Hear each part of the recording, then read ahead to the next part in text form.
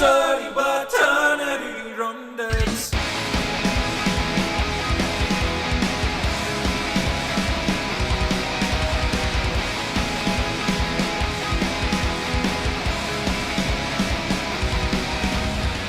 コココラスカイはとても小さいでもそれは本当にですかマビを私いろんな作っていますそれでもできません Calculate all of the one 口を示す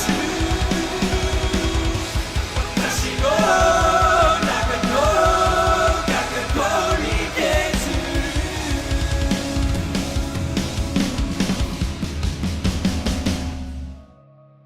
Hello, Internet! Welcome to Film Theory! You know, I love covering anime on this channel because, unlike most other media which will say it's rooted in science, but really just boil down to magic, Marvel Cinematic Universe. Earth has wizards now.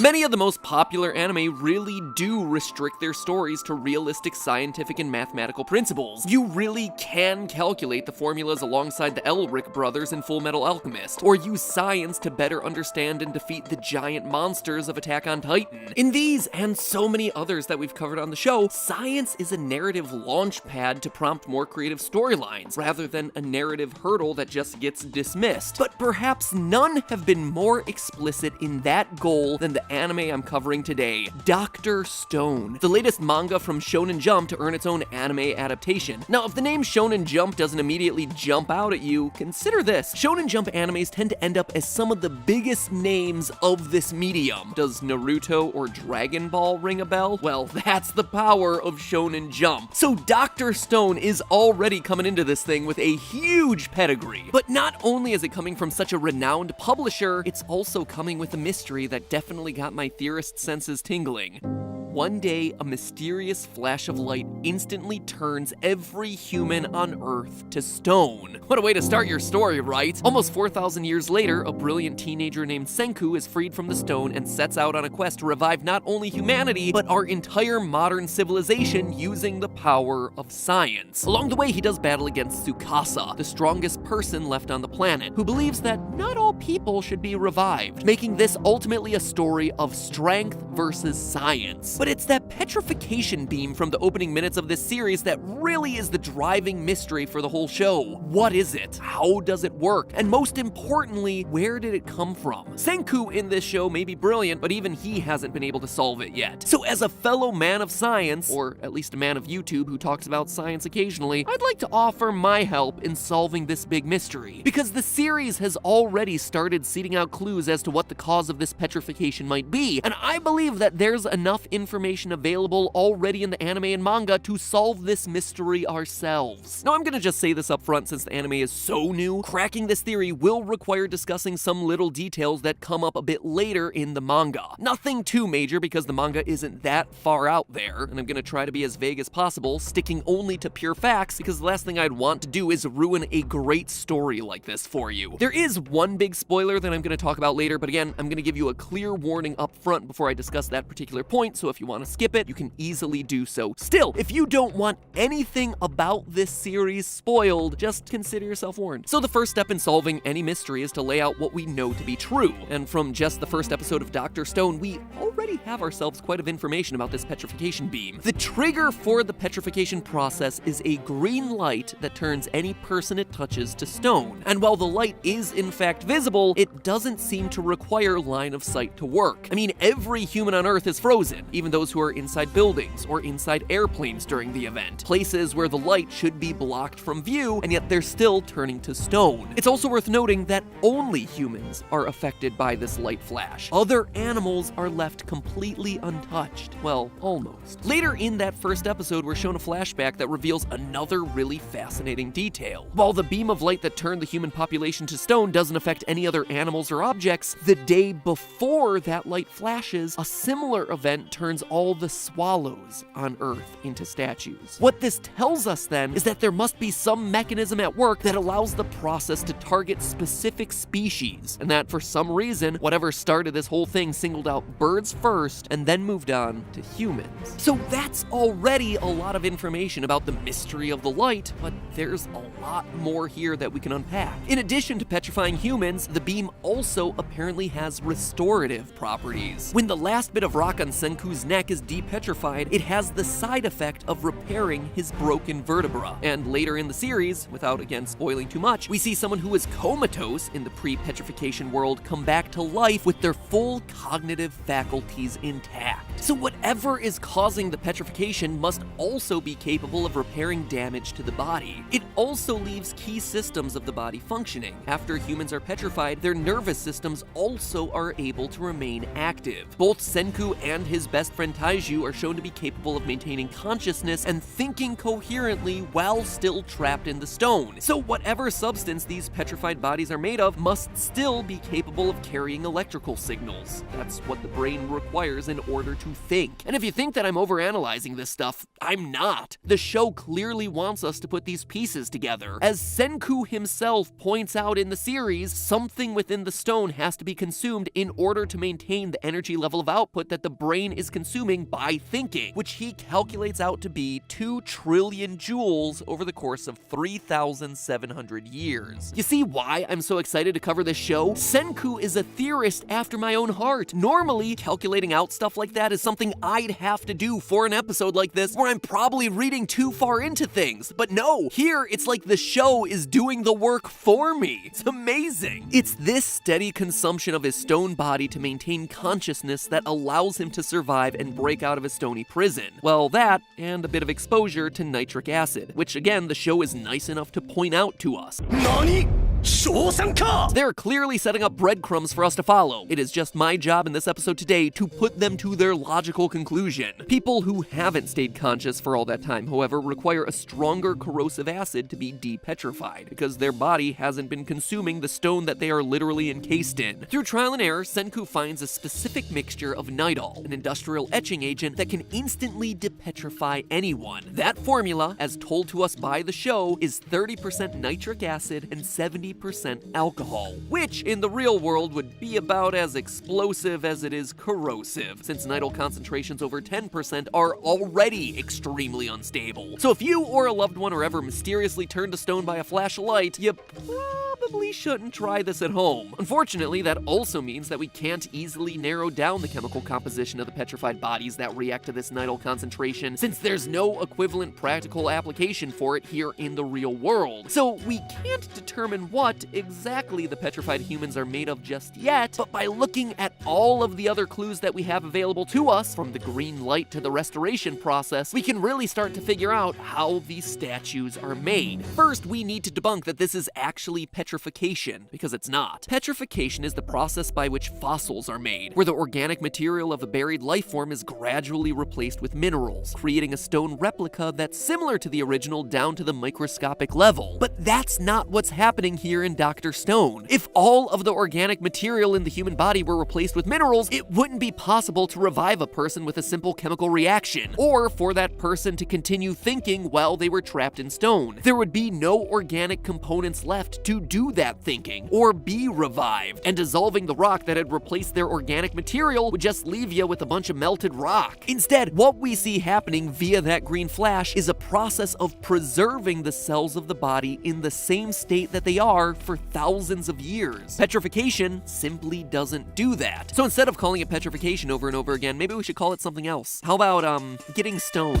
Okay, so maybe that one's not the best alternative. I'll keep workshopping it. We also know that before being exposed to nitol, stoned humans aren't simply encased in the rock, or whatever this stuff is, they're made of it. When Tsukasa breaks the statues at the beach in episode 2, we can clearly see that their bodies are stone through and through. But when they recover from the inside out. As humans get revived, we see the exterior stone flaking off, almost like it was some sort of magic chocolatey shell. But if they began as stone all the way through, it wouldn't look like this. Instead, the only way to explain this sort of revival process is that whatever was inside of them, causing them to be stone, suddenly got expelled or pushed outward from the body. We also know that stoned humans in this universe become slightly heavier. In chapter 106 of the manga, we see a group of primitive villagers turn to stone with a grenade-like weapon while riding in a small boat, and after the transformation is complete, the boat tips forward and capsizes. So the beam added mass to those sailors, and yet it can't be that much more mass because Senku is still able to carry statues of his friends around in episode 2. Because of all of these clues, it doesn't seem like the beam is merely rearranging minerals like calcium and sodium inside the human body to create rock-like substances. Instead, it's more likely bonding non-organic matter into the body to change its composition in some way. But what can do all of that? Well, it is possible for light and energy to change the composition of the body. Lasers can be used to ionize matter, and radiation pushes atoms and electrons around, but energy isn't intelligent. It can't pick and choose targets. So even if someone were to create a laser beam or radiation beam that's able to fire mineral atoms directly into organic matter to transform it into stone, it would have to affect every living creature on Earth. It would not only be limited to one species at a time. That's not consistent with the observations that we made earlier. While it does look like a beam of light is causing all this, the way that the stonification functions just doesn't line up with our understanding of how light and energy work. Trying to apply those properties to energy pushes us into fantasy territory, which honestly is not what this anime is all about. But there is something else within the realm of science, or at least plausible science fiction, that could in fact target specific creatures for transformation and add slight amounts of mass to their body.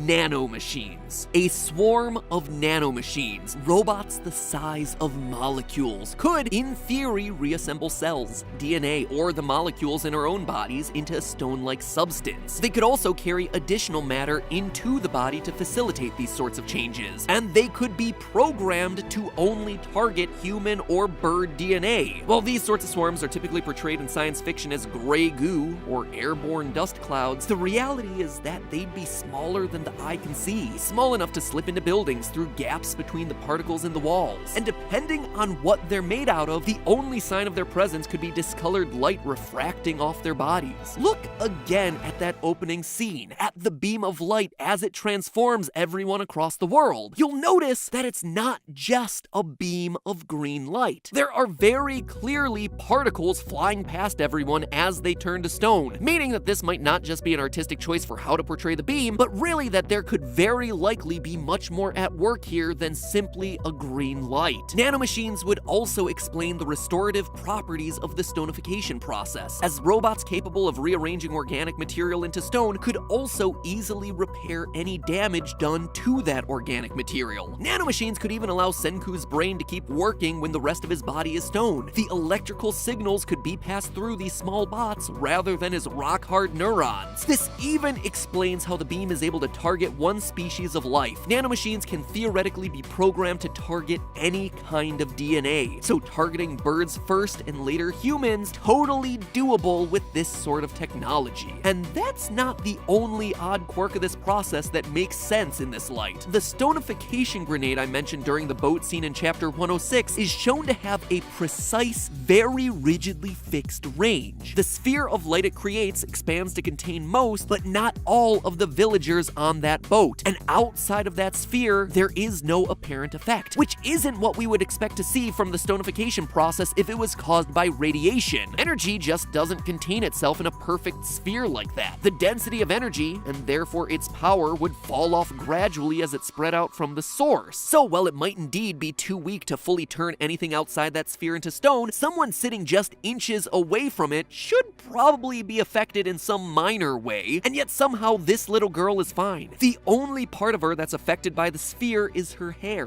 which gets blown directly into the blast radius, and she's able to save herself from being turned to stone by simply ripping that part of her hair out, which in turn implies that there's some kind of substance spreading across her body that's causing the transformation. Light wouldn't work that way. Nanomachines would. In fact, nanomachines could absolutely be programmed to expand to a certain radius and only affect things within that radius, leaving everything outside of that radius completely untouched, just like we see with the grenade. Which brings us to perhaps the biggest spoiler of this theory, but one that's quite honestly unavoidable if I want to give this theory as much supporting evidence as possible. The reveal of who I think is behind this whole thing. Now, if you want to save that reveal for yourself, then go watch Dr. Stone. It is great. Seriously, this show is like the perfect mix of anime action and scientific fantasy, and you can find it airing right now on our sponsor for today's episode, Crunchyroll, where you can watch it using their premium service for free using our exclusive offer, crunchyroll.com/filmtheorist. Link is in the top line of the description, but more on them in a minute. First, the big reveal. In chapter 95 of the manga, Senku activates a massive radio tower that's meant to serve as a beacon for navigation, and almost as soon as it comes online, he's bombarded with a message in Morse code repeating the same question over and over. Why? Why? Why? Why? Something has been monitoring the Earth, waiting for signs of civilization, and when it detects them, it responds instantaneously, in a simple, robotic fashion. No human would be capable of doing that. This is the automatic response of a machine, one that is apparently displeased, or at least perplexed, to see humanity climbing the tree of technology yet again. The culprit behind Dr. Stone's apocalypse isn't aliens or some evil foreign power, it's an AI seeking to halt human progress, quite possibly for what it believes to be our own good. And if Senku wants to rebuild civilization, he's gonna have to take down that millennia-old enemy first. Or at least that's my theory, but will I be right? Only one way to find out: by watching the show. Honestly, I'm just as eager to find out as you are. So if you want to nerd out alongside me as new episodes of this anime roll out, and be the first person to know about what will end up being one of anime's most talked about shows, then check out our sponsor, Crunchyroll, a service built by anime fans for anime fans, with the goal of delivering the best anime experience you can find outside of Japan. And not only do they have the biggest, most diverse collection of anime out there, featuring longtime favorites like One Piece, Attack on Titan, and My Hero Academia, mixed in with some new and exciting titles like Dr. Stone, which again is great, but what I appreciate most about Crunchyroll is that a portion of each premium membership goes back to the creators of these shows, helping to support the anime industry. Like I said at the beginning of this episode, anime tackles storylines that no one else can, or does, honestly, making it one of the most exciting storytelling mediums out there. So a service like Crunchyroll going out of their way to help fund the creators of this art form is doing us all a favor. So please do me a favor by checking them out. Give Crunchyroll a chance using our exclusive link, crunchyroll.com/filmtheorist, FILMTH. You know what? Screw that. That's way too long to type into the search bar. Top line of the description. You know it, you love it, you can click it. And in return, you're gonna get their premium membership for 14 days absolutely free, with all episodes ad-free and in 1080p HD, airing as soon as 1 hour after they air in Japan. Go out there and start making all the anime memes you can possibly want, because you're gonna be first. So getting to these sorts of anime early is super valuable. I mean, your social standing is peak. So support the art form, support us on this channel, heck, support yourself in your own meme creation, and get yourself an incredible new show to watch. That's crunchyroll.com/filmtheorist. Top line of the description. Click the link, check out Dr. Stone and all the rest of the great anime on Crunchyroll. I promise you're not gonna be disappointed. And remember, that is just a theory. A film theory. And cut.